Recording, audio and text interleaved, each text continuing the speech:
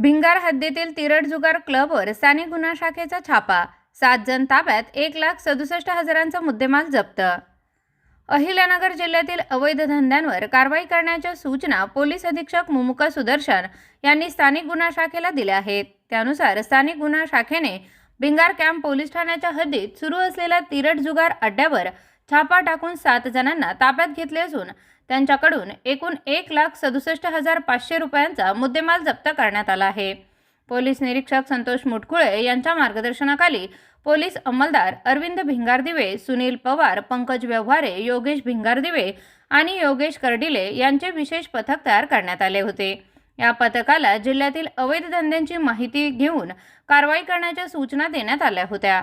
Bhingar camp police ठाण्याच्या हद्दीत गस्त घालत असताना गुप्त बातमीदारामार्फत सोलापूर रोडलगत कोंबडीवाला मळा, सारसनगर येथे हॉटेल अरबीच्या बाजूला सुरू असलेल्या बांधकामाच्या आडोशाला काही जण तिरट नावाचा पत्त्याचा जुगार खेळत असल्याची माहिती मिळाली. माहितीची खात्री करून पोलिसांनी घटनास्थळी छापा टाकला असता काही जण पैशाचे हार जीत लावून जुगार खेळताना आढळून आले. पोलिसांनी 7 जणांना ताब्यात घेतले. पोलिसांनी आरोपीकडून 13,500 रुपयांची रोख रक्कम तसेच विविध कंपन्यांचे 4 मोबाईल फोन असा एकूण 1,67,500 रुपयांचा मुद्देमाल जप्त केला आहे.